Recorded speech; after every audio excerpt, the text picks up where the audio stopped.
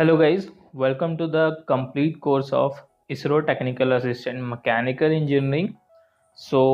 इस वीडियो में आपको मैं पूरा कोर्स का जो है वो इंट्रोडक्शन जो है वो पूरा डिटेल में बताऊंगा कि इस कोर्स का स्ट्रक्चर कैसा है, फिर सिलेबस जो है वो कोर्स में आपको क्या क्या मिलेगा और फिर कैसे जो है कोर्स को बनाया हुआ है और किसको ये कोर्स ज्वाइन करना चाहिए, किसको नहीं करना चाहिए।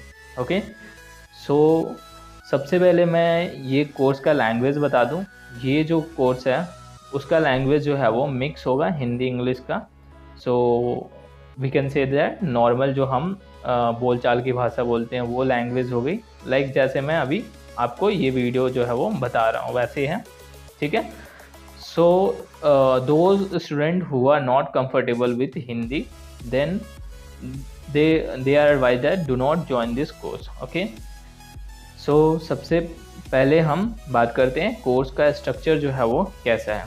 ठीक है, तो कोर्स का स्ट्रक्चर जो है वो काफ़ी मतलब एक्सटेंसिव एनालिसिस करके बनाया हुआ है। पहला चीज़ तो प्रीवियस ईयर के जो एनालिसिस है उसके बाद जो है वो सिलेबस का जो है वो एक कॉन्साइज सिलेबस बनाया गया है और उसमें कैसे जो है कोर्स को डिज़ाइन किया हुआ है वो आपको बता देता हूँ। पहली बात तो टॉपिक वाइज जो थ्योरी एक्सप्लेनेशन है वो जो है वो आपको हर सब्जेक्ट का मिलेगा, बिल्कुल टॉपिक वाइज, एंड वो भी प्रॉपर कॉन्सेप्ट और एग्जांपल्स के साथ में आपको उसी पर्टिकुलर टॉपिक, अगर उसका थ्योरी मैं बता रहा हूँ, पर्टिकुलर सब्जेक्ट का थ्योरी बताने के बाद जो है वो उसके कुछ एग्जांपल्स करा दिए।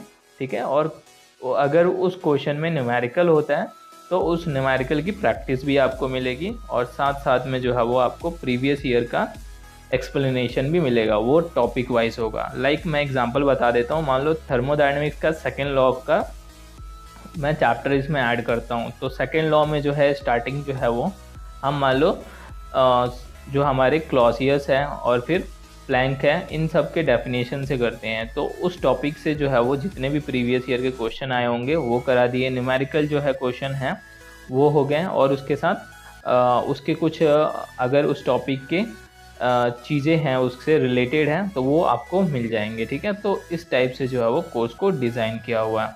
ठीक है, सिमिलरली मान लो हम सोम की बात करते हैं तो सोम में हमारा टॉर्सन चैप्टर हो गया। तो टॉर्सन चैप्टर में जो है वो अगर हम पर्टिकुलर कोई इक्वेशन ले लेते हैं, टॉर्सन इक्वेशन ले लेते हैं पहला टॉपिक हमारा, तो उस टॉर्सन इक्वेशन से रिलेटेड जो है वो क्या कॉन्सेप्ट है वो आपको क्लियर होगा, और फिर उसके बाद जो है वो उससे क्वेश्चन क्या पूछे गए हैं, कुछ एग्जांपल्स होंगे, न्यूमेरिकल होगा, और फिर प्रीवियस ईयर के जितने भी क्वेश्चन उस टॉपिक के होंगे वो उसी के हिसाब से आपको थ्योरी के बाद जो है वो न्यूमेरिकल और प्रीवियस ईयर आपको मिलेगा। ठीक है, तो इस तरह से कोर्स डिज़ाइन है, आप कुछ डेमो वीडियोस देख सकते हो। ठीक है, तो स्ट्रक्चर जो है आपको बिल्कुल क्लियर हो गया, और इससे जो है वो ये बेनिफिट होगा कि जो आप जब ये कोर्स करोगे तो आपको रियलाइज़ होगा कि हाँ इसरो जो है वो किस टॉपिक से कैसे क्वेश्चन पूछ रहा है और कहाँ पे जो है वो आपको ज़्यादा फोकस करना चाहिए, कहाँ पे लिस्ट फोकस करना चाहिए। तो वो चीज़ें आपके दिमाग में समझ आ जाएगी और आप उसके हिसाब से अपने प्रिपरेशन को जो है वो अच्छे से बूस्ट कर सकते हो। जहाँ पे आपको ज़्यादा वर्क करना है वहाँ पे कर सकते हो ज़्यादा वर्क, और जहाँ पे कम करना है वहाँ पे कम कर सकते हो। इस तरह से जो है आपका टाइम जो है वो काफ़ी अच्छे से यूटिलाइज होगा, और एक्स्ट्रा जो टाइम वेस्ट होने वाला होता है वो चीज़ें जो है वो यहाँ पे नहीं होगी। ठीक है, तो कॉन्साइज सिलेबस का मतलब है कि आपको जितना भी पढ़ना है सिर्फ वही पढ़ना है, जो चीज़ें नहीं आती वो यहाँ पे नहीं मिलेगी। ये पूरे 19 जो पेपर है उन सब का एनालिसिस करके ये सिलेबस बनाया हुआ है।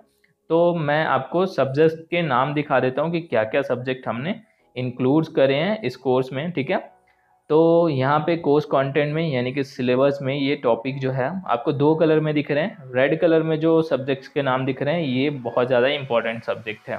ठीक है, इसको आप स्किप नहीं कर सकते हो, इस पर मतलब आपको ज़्यादा फोकस करना होगा, इस पर प्रैक्टिस जो है वो ज़्यादा करनी होगी। और जो ब्लू में है उस पर आप कम लिस्ट फोकस करोगे तो आपका काम चल जाएगा, मतलब उसमें आपकी प्रैक्टिस जो है वो कम करनी पड़ेगी। ठीक है, बिकॉज इससे क्वेश्चन के नंबर ऑफ क्वेश्चन जो है इस टॉपिक से, ब्लू वाले टॉपिक से, जैसे कि मशीन डिज़ाइन है, RAC है, IC इंजन है, heat transfer, power plant, industrial engineering, basic aptitude और इंजीनियरिंग ड्राइंग, तो इन सभी से क्वेश्चन जो है वो बहुत कम आते हैं, और बाकी जो रेड में हैं उन सभी से ज़्यादा आते हैं। इसमें जो है वो मैंने स्टार इसलिए लगाया हुआ है कि अप्लाइड मैथमेटिक्स और बेसिक एप्टीट्यूड ये किसी किसी सेंटर में पूछे ही नहीं जाते, इसलिए मैंने यहाँ पे स्टार लगाया हुआ है। ठीक है, बाकी जिसमें पूछे जाते हैं उसमें अच्छा वेटेज होता है, जैसे कि VSSC, LPSC। ठीक है, और कहाँ नहीं पूछे जाते, ये सतीश धवन के सेंटर पे नहीं पूछा जाता, IPRC में भी ये दोनों टॉपिक जो है वो नहीं पूछा जाता। ठीक है, इसीलिए यहाँ पे स्टार लगाया हुआ। ओके, तो ये चीज़ आपको कोर्स जो है वो सिलेबस कौन कौन से टॉपिक है वो क्लियर हो गया। बाकी इसके अंदर जो है वो कौन कौन से टॉपिक पढ़ने हैं वो आपको कोर्स में पूरा मिल जाएगा। ठीक है, उसी के हिसाब से है। तो आई होप आपको इंट्रोडक्शन जो है वो पसंद आया होगा। तो इसी हिसाब से अगर आपको इसरो क्रैक करना है तो ये कोर्स जो है वो आप ज्वाइन कर सकते हैं। ओके।